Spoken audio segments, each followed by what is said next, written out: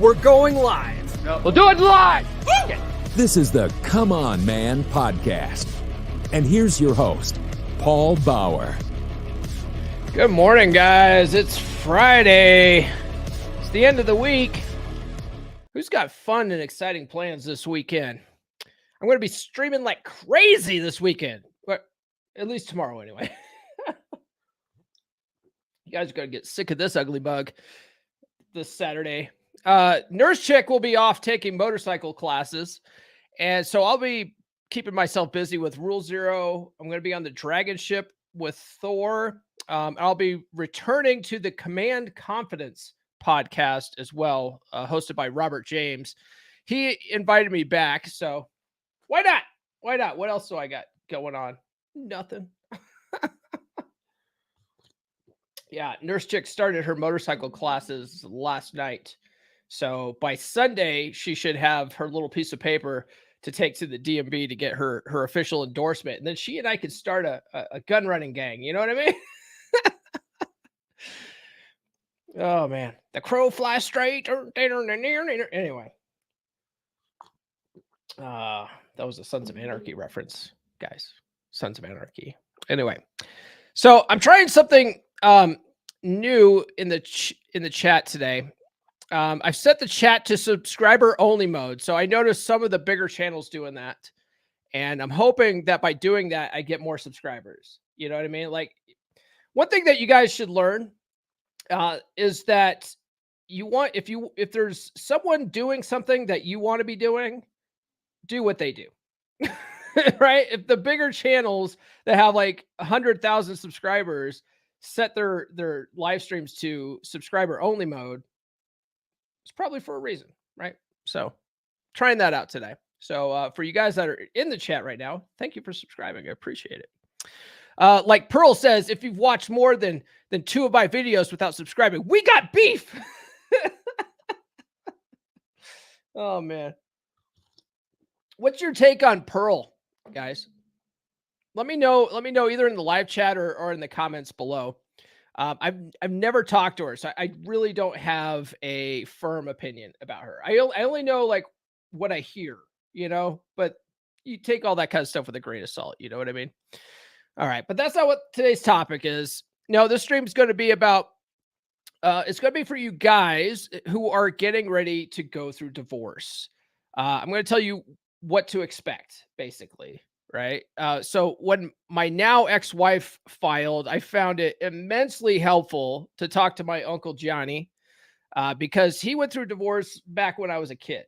You know, and I couldn't go to my dad about it. My parents are still together. You know, they're miserable. They're miserable, but they're still together. So I couldn't go to my parents about it. They've never experienced it. So I went to my Uncle Johnny, like, hey, what happened? You know, how did it go and stuff like that. And I think his divorce was pretty amicable, but still, he also had some of his daughters went through divorce, and he talked about their experience, right? Which we'll get into. It's that's pretty fascinating, but it's not all bad. It's not all bad. I know there are a lot of horror stories out there about divorce, and that could happen depending on your soon-to-be ex-wife. But not all divorces are a complete dumpster fire. All right. They certainly don't have to be either if you aren't constantly trying to screw each other over, right? And get some kind of imaginary retribution, right? I think that's the biggest thing. People are always trying to stick it to each other in divorce. And if you can avoid that childishness, it'll go much smoother. Okay. You know, have some dignity. I always say the best revenge is to just be successful. Don't worry about what they're doing. Just live your best possible life. And then when they look back on you, like on Facebook or whatever, they just see that you're just absolutely killing it out there. That's the best revenge you could ever possibly have. Like you're just making all the best money you can. You're in the best shape of your life. You're doing cool things now. You host a men's podcast, international men's podcast, you know, whatever. Do cool stuff. And that's the best possible revenge ever. Like doing little petty nonsense, constantly filing little, you know, claims against each other and stuff like that. That's just It's just petty bullshit. You know what I mean? Ah, crap. We're not even at the 8-minute mark. I'm going to get demonetized. You guys better send some super chats today. All right. So, not to mention, if you if you if you take this experience, it's a negative experience. If you learn from it, level up, then your life is about to get a whole lot better, right? I know it hurts now. It hurts. Like you're in pain right now. You probably were blindsided by it. You never saw this coming. Your heart's broken. You hate all women, right? Your life's about to get so much better. It really is. You just gotta you gotta sort of sit with the pain, experience it, and then eventually you just gotta sort of dust yourself off and get back out there, you know? So anyway, before we get into all that, well, we got some chats going on here. We got let's see here. Okay, so Ted says, I've only seen one episode of Pearly Thing, so I don't have much of an opinion. Okay, that's fair. Let's see. I like some of uh Pearl's puts. I don't know. Takes maybe. Yeah. Getting divorced is hard. If you need help, find someone to talk to. Don't do it alone. Yeah. Yep. Yeah. Good. A counselor is good. Thing is about counseling for men though, right? Counseling is all about I saw Paul Benjamin talk about this in a clip, but counseling's all about getting men to emote, right? Getting you to experience your emotions, right? And that's really how women process things. Men process things by taking action on stuff, right? So sometimes it's better to get a coach instead of a therapist, okay? In that situation, and then you can hire me as a coach, man. Like I'm an excellent person to talk to. I'm a good listener. That was one of the skills I learned after divorce. Oh, yeah. Nathan says, I went toxic for a bit, but got out there and changed your life. Yeah, that's right. Yeah, yeah, we'll get into it. We'll get into it. Before we do, though, let's do the usual housekeeping here. Be sure to like, subscribe, hit those notifications, right? I'm going to be putting these chats, the live chats, in subscriber only mode. So be sure to subscribe. I'm not doing like I noticed with Fresh and Fit because I almost never watch their stuff, and this nothing against them. It's just not my normal thing. But I tuned in Monday for the WWE Championship episode.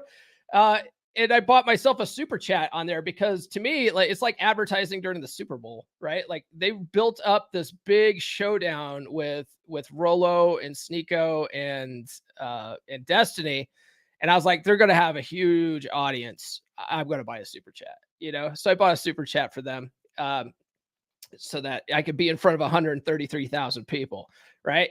And so I was watching that episode, and I noticed that they had subscriber only mode. I also noticed that Rich Cooper does that. I also see I think Allie does it pretty frequently, and I think Pearl does it too.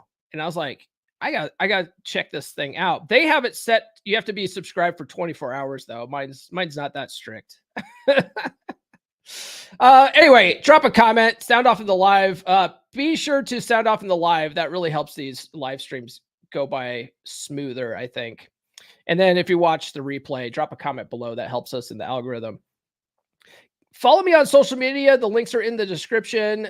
Get on the Patreon. You can join for as little as $10. And like I just said before, therapy is not always the best option for men because men don't necessarily work through things by trying to process our emotions, right? We usually work through things by taking action on stuff.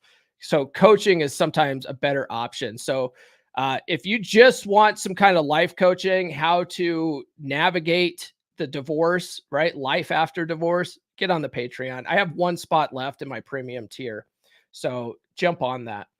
It's actually really affordable. It's more affordable than any therapist you'll find. I'll tell you that right now. I am not charging enough. Send some super chats, guys, or super stickers. That supports the show more than anything else. We often get demonetized just because of the topics. Get on the email list.comeonmanpod.com. I'll send you some free stickers. And then if you like those designs, they're available coffee mugs as well and hats. Your coffee tastes better in one of these mugs. That supports the show as well. You can get merch at merch.comeonmanpod.com. And then finally, check out my practical law of attraction course. This will help you too, right? You're When you're going through divorce, I mean, everything just seems like chaotic and crazy and like life's out of your control. And what you'll find is that largely your life is absolutely 100% in your control. And it all comes down to your mindset. And my course will teach you how to reprogram your subconscious mind to take better control of your life, right? You'll set goals. You'll actually sit down and write out what you actually want your future to look like, what kind of things you want in it, and it's not just women, right? It could be your health, it could be your finances. You literally just write out a map for your life and then focus on what you want your life to look like. And we get what we focus on in our life, right? Most of the time, we're all focused on what we don't want. Like crap happens, we just sit there and think about how crappy it is, right? And we just keep getting more of it. It's like a spiral, especially during negative times like your divorce. This will teach you how to take back control of that. So let me play a commercial for that, and then we'll go ahead and get started today. Are you struggling to find a good quality woman? They are very rare indeed these days. If you spend any time at all watching content in the men's podcast space, or you spend time on dating apps or going out to clubs, you're seeing low quality, promiscuous women. You're finding women with daddy issues and personality disorders, or a myriad of other red flags, and you are frustrated. I get it, brother, but what if I were to tell you that the reason why you're only seeing these types of women is because of your mindset, because of your paradigm?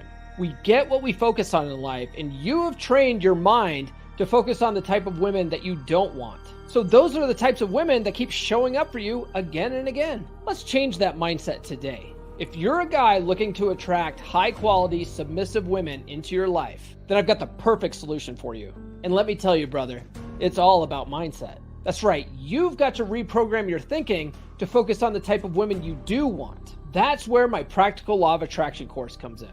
It's packed with proven psychology-based techniques that will help you manifest your dream woman. Trust me, you won't find this stuff anywhere else. Explained in such a simple, easy-to-use way. And let me tell you, when you start using these methods, you'll be amazed at how quickly things start changing for you. Picture this, you're out on the town, feeling confident and magnetic. All the women are drawn to you like moths to a flame. And best of all, you're attracting the type of women that are submissive and high quality. It's not that they weren't there before, that you weren't aware of them before. My course will teach you how to be more hyper aware of the kind of women that you actually want.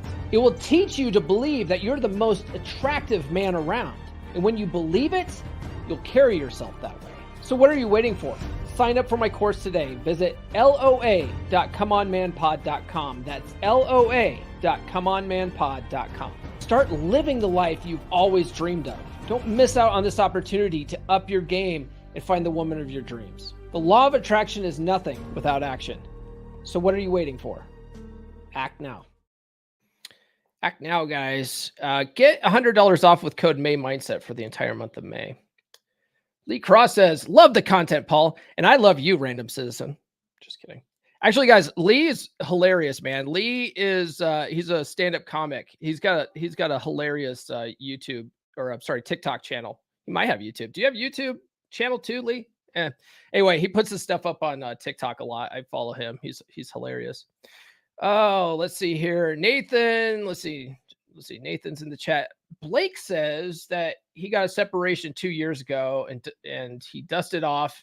He's not getting back. Not getting back on unless it's a motorcycle, which now I own too and live on the beach. So you're going MGTOW, huh, Blake? You're getting on a motorcycle, just going MGTOW. I hear you, man. I'm not going to ever tell a guy, oh, no, this was just a one-off. You should get married again because, statistics show, right, 70% of marriages these days end in divorce. That's first marriages. And then it's an even higher percentage for second marriages. It's like guys just don't learn, what they needed to learn the first time. Especially the fact that you should not get the government involved in your relationships. It's just not, there's just no benefit. There's zero benefit for men to do that. So we got a super chat too. My man, Nathan, been through everything in family court. Yes. We are finally past that 8-minute mark. So let's do this. Here's this. Who's the man? Yeah, you sent me a DM talking about like all the crap that you've been through. So yeah, some guys have it bad, right? Like their ex-wives for whatever reason get really vindictive. They start accusing you of everything under the sun. Oh, he abused me. It's emotional abuse. It's nonsense. And what a lot of guys do is they get defensive during divorce. And when we'll talk about some of this, right? But largely, if they can't prove anything, don't sweat it. Okay. If there's no so one thing that my ex-wife used to do is she would like accuse me of abuse, right? Because she wanted to get full custody of the kids. So it's a tactic that women use, right? They do that. They'll have people come in and talk a bunch of crap about you. But my lawyer was like, when we went to mediation, she was making these claims, and my lawyer's like, "Oh, well, is there any evidence of that? Like, are there any police or arrest records of that?" And she was like, "Oh, well, no." And he's like, "Okay, well, then it's hearsay," and just sort of dismissed it. So anyway, a lot of guys like just like they get accused of stuff like that, and they immediately go on the defensive. It's like, mm, let your lawyer do his job. We'll talk about that. So you just found out that your wife of however many years is suddenly unhappy and she's filing for divorce. Now what? Now what? Ted, 4.99 super chat donating for the algorithm. Man, I appreciate that. You get this. Like club for life. I appreciate that, man. That helps out. Yeah, so I had a shipmate of mine. A shipmate of mine reached out to me, and he's like, "Hey, man, I have a friend. He just found out that his girl's filing for divorce. What do you have an episode on like what to expect and what can I send him to?" And I was like, I actually don't have an entire episode dedicated to this. And I was like, good thing I don't have a topic for Friday. I guess I'll make that my topic. So that's where I got the idea for this. And I was like, everybody's divorce is different. Everybody's divorce is different. So I could really only talk to basically what to expect based on my experience with divorce, and then just some things to think about, right? He also asked me what books he should read. I highly recommend reading The Rational Male. I recommend reading The Rational Male, but if you're really in a negative state, right now, read the paperback version of it. Don't don't listen to the audiobook version of it. I know a lot of guys, and Ryan hates like when people say this, but so Sam Bada was the the voice talent for the first 3 books. And Sam Bada is a good guy, and him reading the books actually, I guess he got into a really nasty accident or whatever, and the proceeds of the book actually go to help out his medical. So he's a good guy. This isn't to shit on Sam, but the tone of his voice, right? And Ryan's like, "Oh, that's not what women say, right? I don't like your tone." But still, it's a thing, right? A lot of guys listen to the voice of Sam Bada and reading Rollo's words, and it really comes across as sort of like condescending and cynical and very negative. So a lot of guys like listen to the audiobook and then they just go completely black pill and they're like, fuck all women. Right? But if you read the same book in paperback in your own your own mind, it doesn't come across as bad. And Rollo's new voice talent for his 4th and 5th books, like it doesn't the material doesn't come across negative at all. It actually comes across as just very matter of fact, and this is something to look out for, and it's not neither good nor bad, right? So tone actually matters. Tone matters. Hey, good morning, Rudy. What's up, man? So I highly recommend reading that book because it really puts a lot of things into perspective, right? On how women operate, right? And it's neither good nor bad. And you can use this information for your advantage. Okay. A lot of guys hear this stuff, they hear the red pill stuff, and they go completely to the one side of the spectrum and go super negative. And you don't need to do that. You don't need to do that. You can still have a happy life, right? with women, and women and men are sort of meant to be together. We sort of complement each other's differences, right? So don't let this get you down. I know you're feeling bad right now, but read that book. It'll put things into perspective. And then when you're ready to start getting back out in the dating circuit again, a lot of you, I was this way, a lot of you guys have been out of the game for a long time, right? A lot of you guys been out of the game for 10, 15, 20 years, sometimes 30 years. Haven't been dating in a while. Things have changed a little bit, right? You need to game up again. And so I recommend my holy trinity of dating books, which is How to Be a 3% Man by Corey Wayne. I recommend Dating Essentials for Men by Dr. Robert Glover, and then Atomic Attraction by Christopher Canwell. You read those 3 books multiple times over and over again and start practicing that stuff. You'll understand women better. You'll understand game better. And things are great that way. I also recommend reading Dr. Robert Glover's No More Mr. Nice Guy.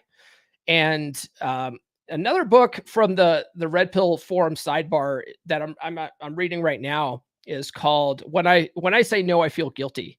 That actually teaches you more assertive conversation techniques. So far, that's a really good book too. It gives you what he calls the assertive Bill of Rights, right? Things like you're allowed to say, I don't know. You're allowed to say no. Stuff like that, right? Oh, you just got 3% in the mail today. Hey, when you read that book, okay, this is a tip for you guys out there. When you read that book, pay attention to the chapter on the gal who's trying to sell Corey radio advertising. Okay, pay attention to that story and then go and apply to the 3% Brotherhood group. It's a good group of men. I highly recommend finding a good group of men to talk to if you're going through divorce. But pay attention to that story in the book, because if you go to apply to join the 3% Brotherhood, one of the admin questions is based on that story. So if you learn that, you can get in the group, involved with a good group of men that are all helping each other level up. Let's see. Yes. After you learn female nature, you can use it to your advantage. Damn right. Yes. Positivity goes a long way. That's what my law of attraction course really, a lot of that's about. A lot of that's about getting your mind more into a positive mindset, because the more positive you think, the more positive experiences you have in your life. It's a lot, your happiness is between the ears. I had a torpedo man in the Navy tell me that once. He's like, happiness is between the ears, man. It's like, it's whatever you think about it. Okay, so let's talk about my divorce, man. So my ex-wife, how I found out I was getting divorced was my ex-wife packed up the kids, and then she packed up all of her crap. She told me that she was going to go visit her sister who was sick in the hospital, and she's bringing her kids with her. That was not unusual. So I was like, okay, well, all right, we'll see you when you get back. She drove them 5 hours away to Denver. A lot of people think I live in Denver. I don't. I live 5 hours away from Denver. Yes, I'm in Colorado. Colorado is not Denver. Denver is in Colorado. Okay. Don't know if you knew that. And so she drove them 5 hours away to Denver. And then she calls me and she said that she filed for divorce on the way out of town. She's got the kids and she's not coming back. Right. Can you imagine hearing that? You're like, all of a sudden you're like, what the hell? I immediately, like when she told me that too, I went and checked my bank account. And at that time we had just sold our house. We had like $10,000 or $20,000 in the bank. And we were going to use that to put down on a new house. She took half of it. She just took half of it immediately out of the account. Luckily, she didn't take all of it. Some women would have swindled you and taken every penny. She at least left me half. So she took half, ran to Denver, took the kids. And man, the kids was the scariest part. Yeah, joint bank account. Never again. I will never do that again with a woman. Never. No, I'll have my account. She'll have her account. And then if we are living together, because I'm not getting married, right? And we'll talk about that too. Common law states and stuff like that. But if we're ever living together again, if I ever decide to go that crazy, separate banking accounts and maybe a joint account for bills, right? You pay your half, I pay my half, right? That's how I would do that. Never joint bank accounts again. Never again. Yeah, Denver is liberal Colorado. The state is great. Yeah, Western Slope, we're still out here, free fighting the Indians out here. Oh man. So she took half the money from the sale of the house, but the kids was the scariest part, right? She basically kidnapped them.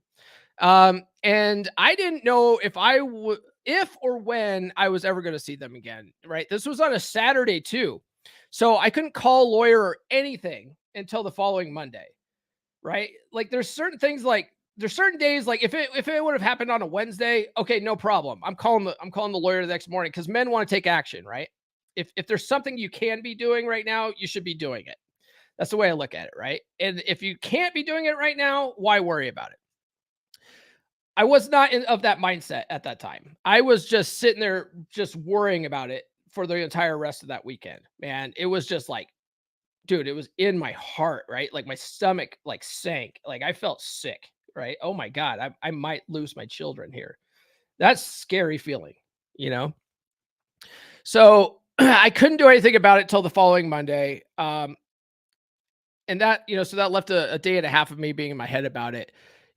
Lots of fear of the unknown, lots of anger, lots of like, what could I have done better? All that. So beating myself up, just all the whole, spectrum of emotions going on right there.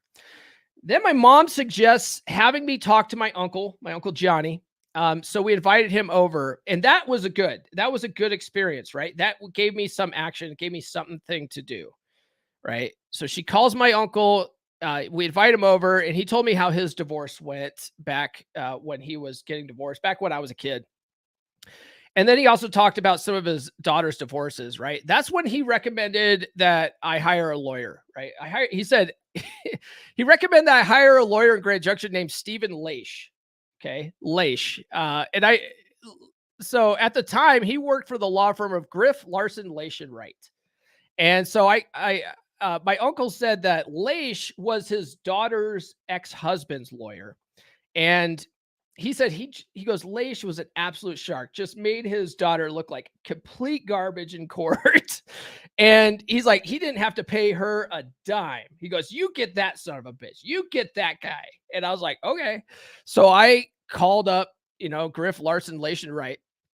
And they put me in touch with Harry Griff, who was one of the other partners, right? Griff, Larson. So he put me in touch with Harry Griff, who he was one of the partners. He was actually the family attorney. Leish was really a criminal defense attorney, right? Which is probably why he was able to make her look like complete garbage in court, because that's what criminal defense attorneys are good at, right? And so Leish was a little more chill because he was a family attorney. And so when we went to go meet him, he was like, why did Leish do that? He goes, Leish does criminal defense. And then he goes, you know what?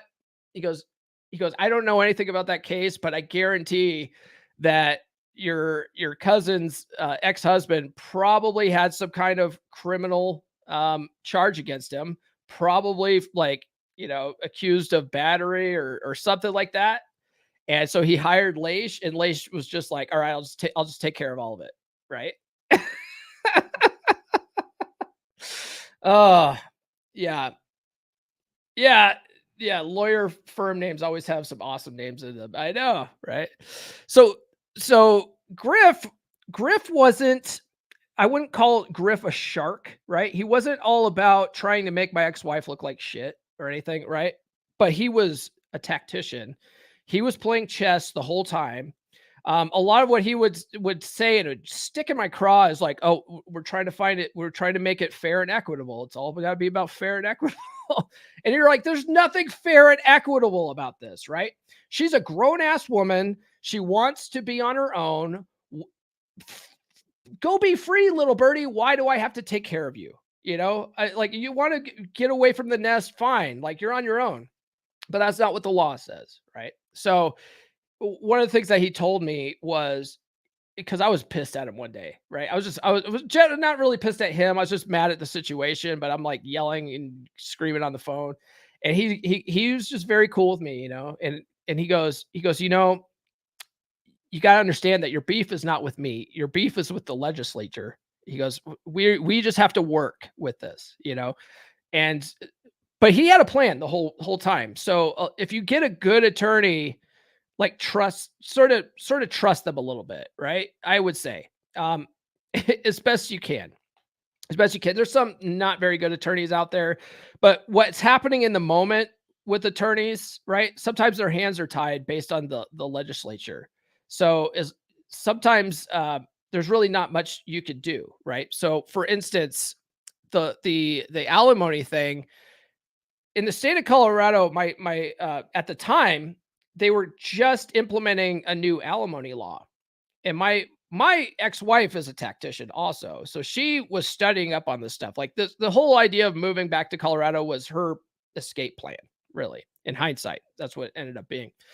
And so she was studying up on the alimony laws here, and she found that there was going to be a new alimony law kicking in January of, when did she file? She filed in 2014. So January 2014, a new alimony law was going into place, and she waited until January 1st to file so that she could take advantage of that. And when a state has a formula like that, if one person wants money, they're getting money. They're getting money. There's no way out of it, right? Unless sometimes you can have it put in a prenup, to exclude stuff like that. But a lot of the times too, the prenups get thrown out, right? They're really not worth the paper they're printed on half the time. So the best thing you could do if you decide to get divorced is really try to put all your assets into some kind of trust, right? And if you can afford it, if you have over $1 million in assets, get an offshore trust. I have a whole episode on offshore trust if you guys want to go back and watch that. That's fascinating stuff. Okay. So I called Griff. He told me to go to the courthouse and serve myself. Okay. So he says, we'll get into that, but do yourself a favor. If something crappy is happening like this, where they take their kids and run, lawyer up, immediately lawyer up. Don't wait for them to do anything. Lawyer up right then. Right. Costs roughly $300 an hour, at the least, at a minimum, $300 an hour. And then you usually have to pay them some kind of retainer up front. So several $1,000s up front, and then they charge at the rate of $300 an hour towards that retainer. And then you just periodically have to replenish the retainer. Okay. That's how that usually works. You don't want to try to be your own lawyer, right? You will get absolutely fucking decimated, especially if she has a lawyer.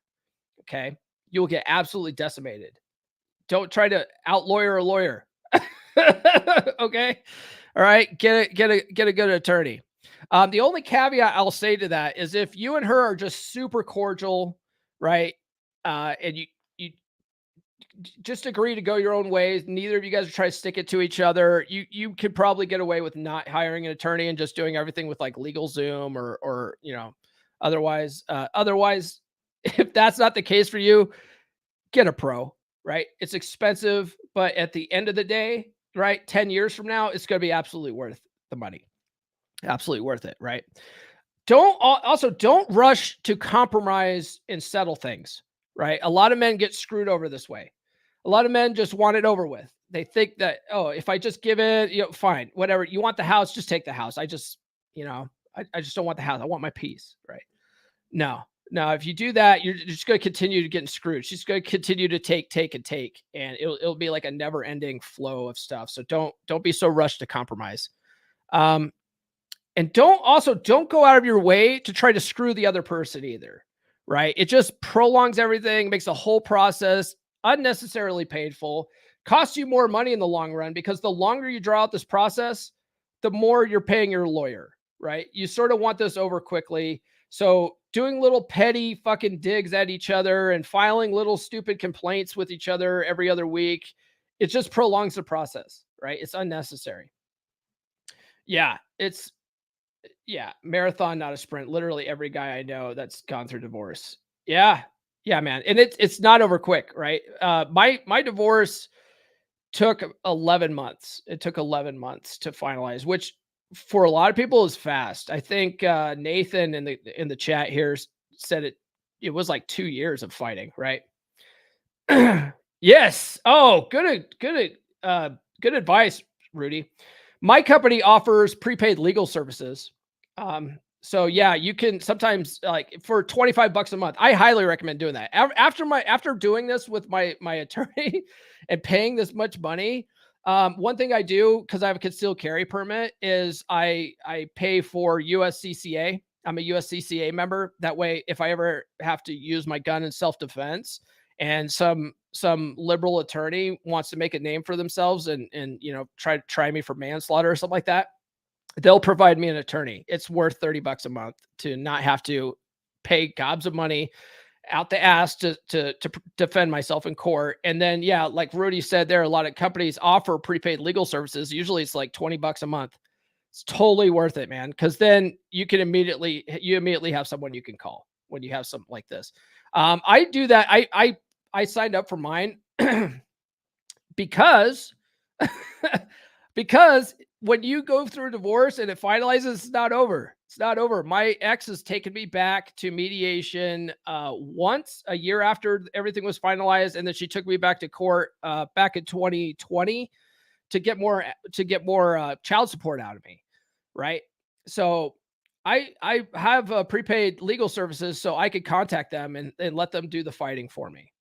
I can have representation, and it's like way cheaper to do that than have to pay an attorney, directly. So, man, so my lawyer recommended serving myself. Otherwise, out here on the Western Slope, what they'll do is you file for divorce. Someone has to serve you those papers. And usually what they'll do is they'll have the sheriff's office do it. If you don't have anybody specific to serve you papers, the sheriff's office will do it, but it'll take like, a week or two out. My lawyer's like, no, just go down to the courthouse, tell them that you want to serve yourself, and they'll just give you the papers and stamp it that you've been served. And he says, waiting around to get served puts you at a disadvantage. Like, just go down there, get the paperwork. Now you know what you're working with, right? So go down, don't wait around, go down to the courthouse, serve yourself. So I went and got my papers. I went to go see my attorney, and he looked at everything. So there was the new alimony formula that just kicked in. She wanted the max, right? She was also asking for full custody of the kids. So Griff said that, women who do this have no clue what they're asking for, right? A lot of women are immediately like, I want full custody of the kids, right? A lot of men do the same thing. Now you're like both fighting to say like, oh, no, I want to have them all the time. You get to see them on weekend, bitch, right? That's not a good way of doing things. For like whoever gets the kids all the time, you might think that's great, but you can never fucking do anything. You can't live your life, right? Because you're just you're at the beck and call of these kids. If you ever want to go out and do something fun, you have to find accommodations. It's just not a good idea, right? I don't think. Unless your ex is somehow abusive, right? But all of us guys, we're all emotionally abusive, aren't we? We're all emotionally abusive narcissists. That's what the women say. So of course they need to get the kids full time, don't they? I would say yes. Serving yourself does help with the mental exhaustion process because you're not wondering, right? There's no fear of the unknown. You're just like, let's go take care of it. Let's see what she's doing, right? I would say so. So women have no clue what they're asking for. That's what he said. They have zero free time to themselves, and they usually end up absolutely miserable, right? These are the single moms out there that you find on dating apps that have no time to date, and they have a hard time finding babysitters, but they're looking for love, aren't they? Sorry, ladies, you should have done 50-50 with your ex. That way you have a little time to yourselves. You know what I mean? So anyway, she was asking for that, but I worked from home and my parents lived nearby. So I had a better support system and flexibility. And he said the court doesn't automatically give kids to moms, at least not in the western slope of Colorado. There's other states are different, but on western slope of Colorado, he's like, no, they don't do that. They really are trying to do what's in the best interest of the kids and what makes the most sense out here. So, it really also depends on the parenting situation, right? Like, so a lot of guys out here on the western slope of Colorado work on the oil rigs. So if a dad works on the oil rigs and he's gone half the time, he won't have a strong case for 50-50 or even full custody, right? Because he's not around. So in the courts are not going to give you your kids if you are gone 3 months at a time. You know what I mean? So you have to be realistic about some of this stuff too. But yeah, I was just in just a perfect position though. I worked from home, and I had like my parents are like right up the road. Just made like I didn't have to pay for daycare when my kids were little at all. I would, especially in the summertime, that's when things are difficult, right? Summertime, I would bring my kids over in the morning to my parents' house, drop them off. They would do like arts and crafts with grandma all day, all morning. I would come back, do work for my day job. And then for lunch, I go and hang out at my parents' house and have lunch and spend time with my kids. It was actually an amazing blessing having this divorce, because I got to spend so much time with my kids, because, I was fortunate enough to work from home. And so I could actually go do that kind of stuff. I could sneak away and go to like my kids, dads with donuts breakfasts and stuff like that at school. I got to spend a lot of time with my kids. And I think like I look back on it, like the divorce itself was an absolute blessing. Single moms always have snacks. You gotta be careful with that. Okay. So, alimony, right? You can't fight the formula. So if your state has a formula, you can't fight it. If you guys can't negotiate something, the lawyers or the judge is going to go by the formula 100% of the time, because that's what the law says. So, what do we got here? I think I got myself screwed up. Let's see. Can't fight the formula. So if she wants money, she's getting money, right? So the only thing you can do is negotiate down. So my attorney, during mediation, was able to negotiate her down from 7 years, because the formula here is half the time of the marriage. So we were married for 14 years. So she was entitled to 7 years of alimony. He negotiated her down to 5. And then he said, okay, the first 2 years we'll pay you the max, the max that we came up with based on the formula. And then the next years after that is step down. Right. He also, let's see here. Do I have it on here? Oh yeah, we'll talk about alimony, more alimony here in a minute. So how did I get her to bring my kids back? So Griff, my attorney, said, she had no place here. He's like, you have to put yourself in her shoes. Man. He's like, she has no place here. She has no support system here. Her family's over in Denver. It's not over here. So he goes, what you're going to have to do in order to get your kids back is you're either going to have to file a petition with the court here to transfer the divorce over to Denver, and then you move to Denver. That's an option. Otherwise, you can have her come back, offer to rent her a place, offer to put food on her table until we get this process finalized, right? So I presented those two options with her, and so she opted to come back here and finish out the process. So I was literally renting 2 houses for quite some time, like for about 11 months. Actually, no, let's see here. Yeah, for about 11 months, I was renting my house and her house at the same time and putting food on her table. The funny thing about that is renting her a house and then putting food on her table was actually less expensive than the alimony. Alimony plus child support. Child support was a drop in the bucket. Alimony was outrageous. So I really like that. And then all that kind of money, like a lot of guys are like, what the hell? they take that into consideration though when they calculate the alimony and like how much you owe and stuff like that. So that got factored in later. Man, I got all the junk in my throat today. So let's see here. So let's see, how did I get the kids back? Right. So I rented her a place, and then when we went to the initial hearing, she did not have a lawyer yet. I had a lawyer. So my attorney. So this is why I say you can't fight an attorney, because attorneys are crafty. They're really good at persuasion and getting the judges to work with them. And if you don't have another attorney to fight that attorney, they will roll you. They will steamroll you. Right. So my attorney, he recommended a 50-50 custody arrangement, just during the separation, right? Wife agreed to that. So this set a precedent for the first, those 11 months while we were separated, waiting for finalization. It set a precedent for when we went to mediation several months later, that we said, well, we're already doing this. It's working pretty well. The kids are doing pretty good. He's already showed that he can, he could take care of the kids fine on his weeks and stuff like that.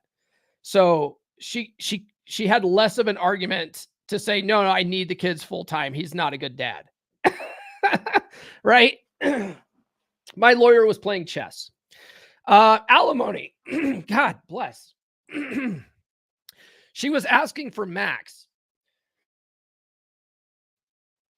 So I had to pay to have a vocational assessment done on her. That cost me $700 to show the court how much she could potentially make with her education and experience, right? So even a wife that doesn't work can be imputed a higher income based on her potential to earn, right? So that reduces your alimony based if you have a state that does a formula. So she argued that she could only make minimum wage because she was a stay-at-home mom for so many years, right? Minimum wage for her would maximize the amount of alimony she could get based on the formula. So what we did was we paid $700 to have this guy interview her. I had all this information, right? I had like her tax records for the last, like that went back to her last job and showed how much she actually could make, which was way more than minimum wage. We had a resume that she was actually working on. She saved it to my computer. So we had like her resume talking about all of her experience and stuff, right? I had all that stuff to give to this guy. He actually interviewed her and then came up with his assessment saying, no, she could at least make X amount of dollars. And so we used that in mediation to as leverage. We disagree that you should get the max because you could be making more. We have this report, and if you want to take it to court, the judge will take this into consideration. So we use that report basically to negotiate her down from the 7 years to 5 years, and then the step down after that, right? So my lawyer also slipped into our agreement that I could claim both kids on my taxes every 3 years, right? Because you get that George Bush Jr. Child tax break, right? Every 2 years, I could claim both these kids and get the max amount of return for those kids. Again, he was playing chess with that. She had a lawyer at this point, but he overlooked that. That was funny too, because after everything was finalized, that first year I claimed both kids. And then it was like a couple of years later, after she had already taken me to mediation once again, that she was like, I want to get this changed. And I was like, F you. F you. I'm paying you like 20 grand a year in alimony. Like this is mine. I get this. I'm not going to help you out, especially after you take me back to court, Crazy. Okay. Who gets what? So my wife and I, we divvied up our stuff pretty amicably. So no issues there. But if you're not amicable, beware of the laws in your state, right? There's community property states that require equal division of assets. So these states are Arizona, California, Idaho, Louisiana, Nevada, New Mexico, Texas, Washington, and Wisconsin. And what that basically says is that if you guys can't work together to divvy things up, the state's going to divide everything equally. Right? Everything equally. The rest of the states are equitable distribution states, if I'm not mistaken, where if you can't agree, the court decides on what's fair and equitable, right? A lot of the time, it's anything but fair and equitable. just, just be forewarned of that. There's common law marriage states too, where if you don't, you don't even have to have a marriage certificate for the state to consider you married if you live together long enough, right? And each state has a different threshold for that. But those states are Colorado, Iowa, Kansas, Montana, New Hampshire, South Carolina, Texas, and Utah. So beware of that, right? You don't even have to be married for them to come after you for alimony and division of assets and stuff like that. You know what I mean? I don't have it listed here too, but there's certain states where they default to 50-50 custody with their kids as well. So do your own research on that. But there's some states that are starting to do that now, where, because a lot of states, they sort of, they used to default to the mom gets automatic custody. There's some states that are coming around to the modern world and realizing that no, 50-50 is probably the best option for these kids in the situation. And so they default to that. And then if there's whatever reason a parent can't have them 50% of the time, then the court takes that into consideration. Otherwise, it's by default. So look that up. Like, go look into that. I don't think Colorado's a default 50-50 state. Yes, don't spend time and money fighting over a couch. Yeah, I agree with that. Pick your battles, though. Pick your battles with that. So when we were divvying up stuff, I basically gave her like almost all of our stuff. The only things I wanted to keep were the washer and dryer and like our mattress and stuff like that. And man, I gave her like a lot of stuff, and then I just refurnished my whole house. The problem with refurnishing your whole entire house is it costs a lot of money. Like I spent about 20 grand just refurnishing all the house, putting new beds in for the kids, buying a, and I went like real cheap too. I went real cheap at first. I bought a lot of, at that time, I didn't know if we were going to pack up and move after the divorce was finalized or if we were going to stay over here on the Western Slope. So I bought a lot of stuff, like my desk here, it actually could fold up and it's pretty easy to move. I bought a lot of furniture that way. That's easy to move furniture. But we ended up, we've been here for 10 years now. We're not going anywhere. So I bought more, solid furniture since then. But I ended up like racking up a ton of credit card debt at the time because I had to refurnish everything. And I didn't have the kind of savings I have now. I hadn't even discovered the Dave Ramsey method yet, right? During this whole process. So, yeah, I had a lot of credit card debt after that. So yeah, it took about 11 months for everything to shake out for me. We finished mediation in November of 2014. And then everything was actually like pen and paper finalized in January for tax purposes. So it really helped too that the mediator was a former judge, right? Because as a judge, he would often tell, like if she was asking for unreasonable stuff, he would explain to her like, well, hey, as a judge, this is how I used to see cases go, and this is how I would rule, right? And so that helped out considerably too when she was asking for unreasonable shit. It also helped that the former judge was a golfing pal of my attorney. So her attorney said that we got to pick which mediator to go with. They left it up to us. And so my attorney basically like picked 3 of his golfing buddies as options. They ended up picking the judge. And so we went with the judge, and he was cool too. And not to say like he was on my side and not on her side, right? Like he was really trying to do what was fair and equitable for the most part, but I gotta say it didn't hurt. It didn't hurt at all. Let's see here. So I mentioned before, she took me back to mediation a year later, try to get custody of the kids so she could move to Denver. She had this bullshit argument that my son couldn't get treatment in Grand Junction. He was having ulcers at the time. He was a young kid. he would say, Dad, I have a million needles in my tummy. I have a million needles in my tummy. It took forever to figure out what was going on. So her argument was, oh, well, I have to move to Denver because there's no pediatric gastroenterologist on the western slope of Colorado. I have to go all the way to Denver for his medical treatment. I have to have full custody of the kids so I can move over there and do that. But it was totally bullshit, right? So I had to, at the time I was dating Red Pill Chick. Red Pill Chick worked in the local medical field around here. She knew everybody in town, right? And she goes, oh, there's actually a pediatric gastroenterologist here at St. Mary's Hospital. And I was like, get out. She gave me the information for it. So I had to hire and pay for 2 doctors. I had to pay for the doctor in Denver because I was paying like all the medical. I had to pay for the doctor in Grand Junction so I could prove to the court that there was actually medical treatment here, right? So this kind of shit comes up, right? That costs you a lot of money, but it's worth it. It's kind of worth it. It's annoying, but like you have to pay this stuff if you want to keep your kids, right? I really feel bad for some of these dads that just they don't make that much money and they can't afford to do all this crap, because that really will set you back. This kind of thing where like having good credit is good because then that'll bail you out. It's even better if you follow the Dave Ramsey model and have an emergency fund for stuff like this. Highly recommend doing that. That's actually a more smart way to go.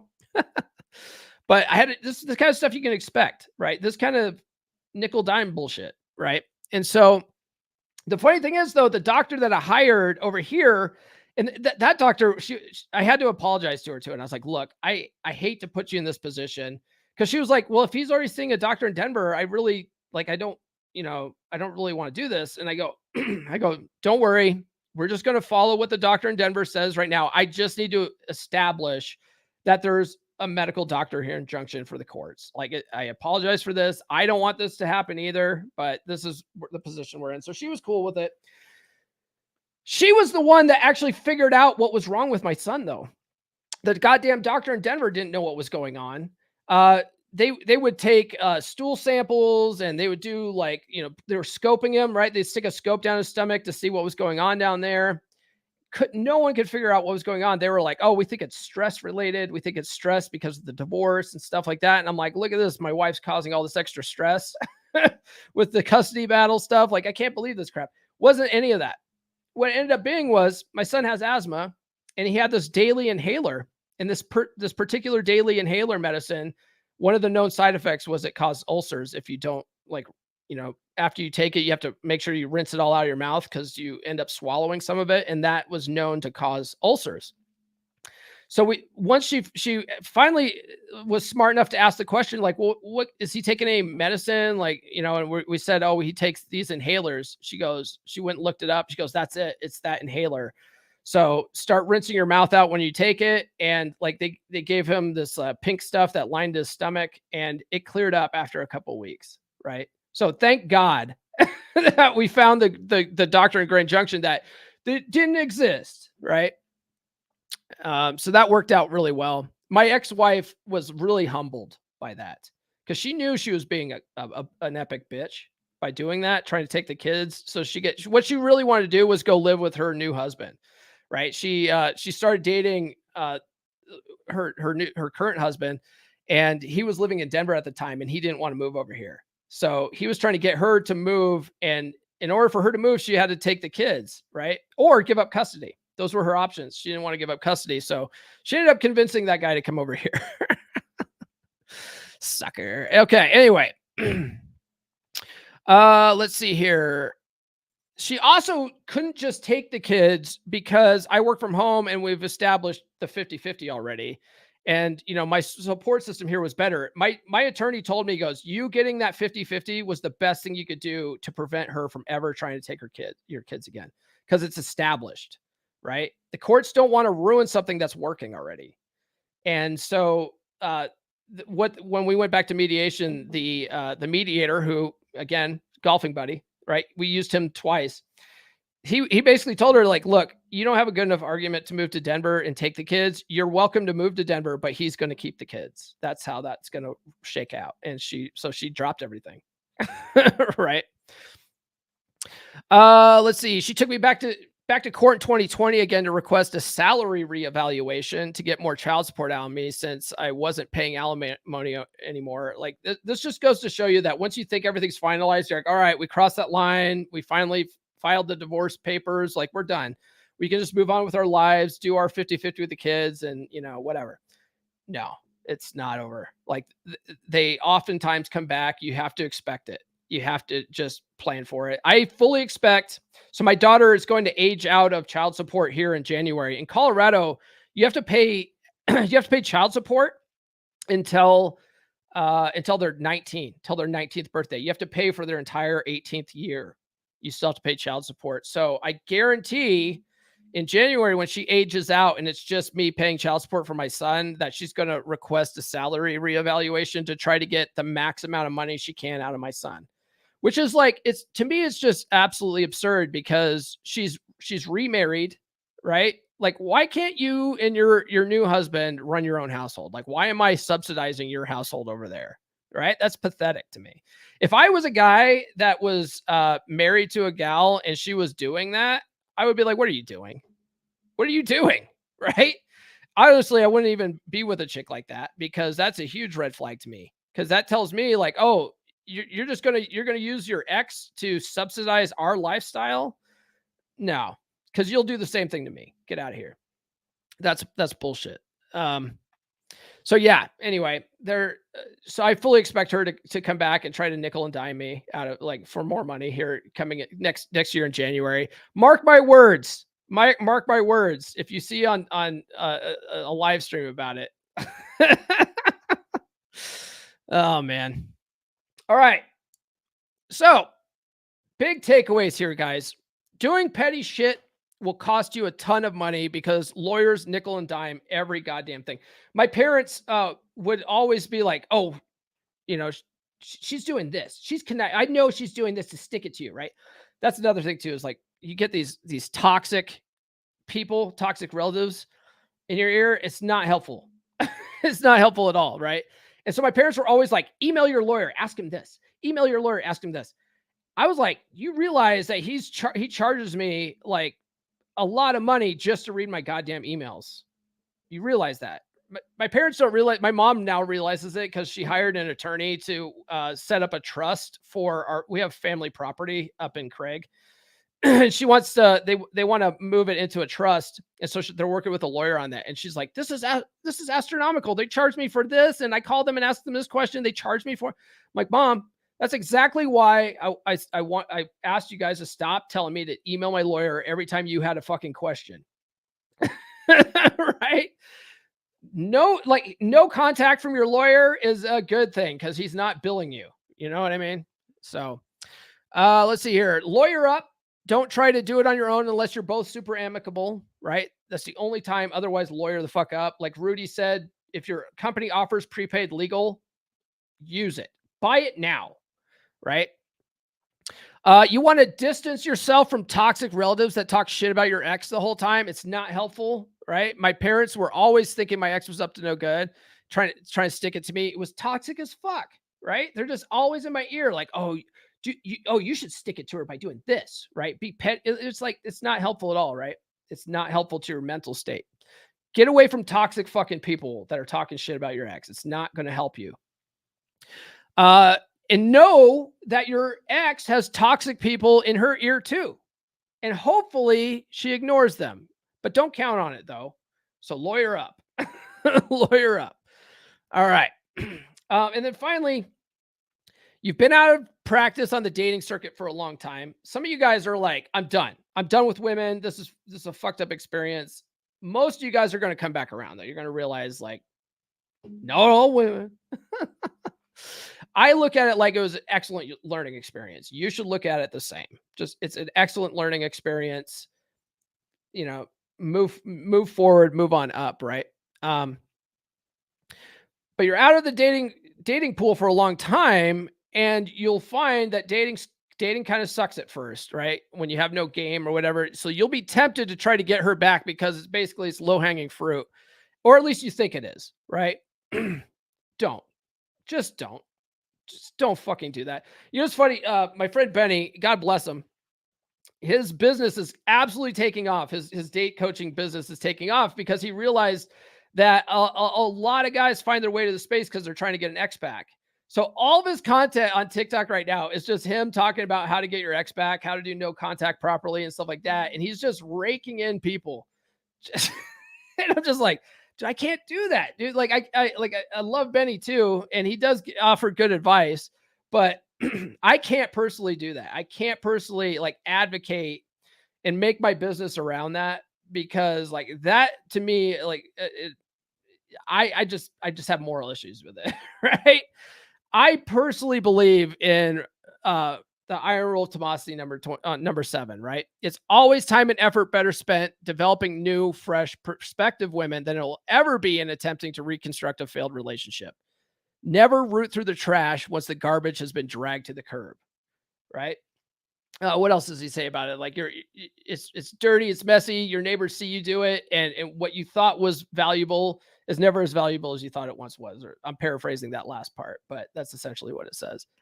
That's absolutely true, man. Like you're going to do so much better learning from this experience, leveling up, learning, what women actually respond to, learn from your past mistakes, right? After I learned all this stuff about women, I could go back to that relationship and realize like how many times I fucked up, how many times I didn't maintain that attraction, right? I can't place all the blame on myself. She was obviously a bad actor in some of this, but you can't change other people. You can only change yourself, right? So I looked at all that stuff like a learning experience. Like, okay, I'm never doing that again. Never doing that again. I'm only going to do things this way going forward, right? And then you'll find that you can find newer, healthier relationships that won't be as bad. Life does get better. Life does get better after this. All right, guys, that's all I have for this episode. Thank you guys for sending the super chats. Be sure to tune in tomorrow for Rule Zero. John Fitch is hosting. We're going to be talking more about this stuff, but namely girlfriends that try to get alimony. Also, tune into the Dragon Ship right after Rule Zero on Thor's channel. I'll stream that to my channel too, so look out for that. We're going to be talking about nice guys. Like you can't be a nice guy. You can be a good guy, but you can never be a nice guy, right? Not a nice guy. And then after that, I'm going to tune into the Command Confidence channel as well on YouTube. It's a smaller channel, but I'll be sharing that on my socials. I don't know what we're going to be talking about with that, but he asked me to come back on, so we'll do that.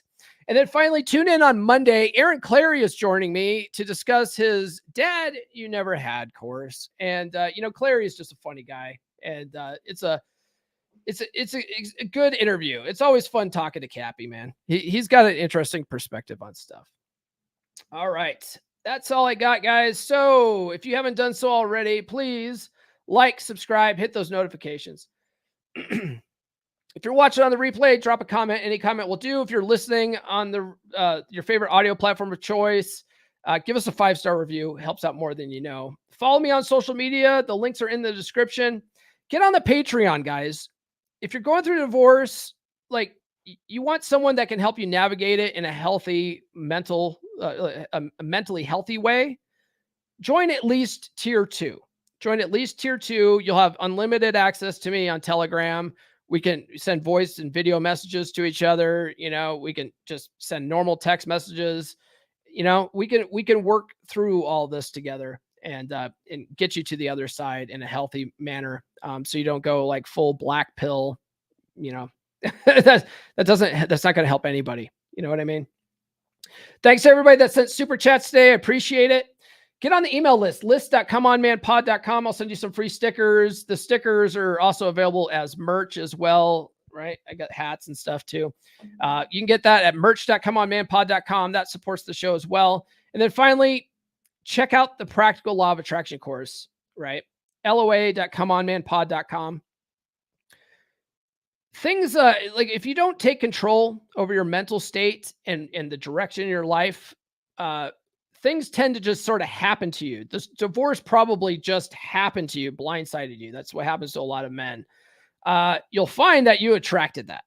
You attracted that with your mindset, your paradigm, how you carry yourself, your mental attitude. And we can fix that. we can fix that. You can reprogram your subconscious mind and achieve the life that you want on your terms, right? Instead of just things happening to you, you will be actually in control of your life with that. So check out the course, loa.comeonmanpod.com. Get $100 off with code MayMindset for the rest of the month. All right, that's it, guys. I will see you tomorrow on Rule 0. This has been the Come On Man podcast. Now, go out and get it.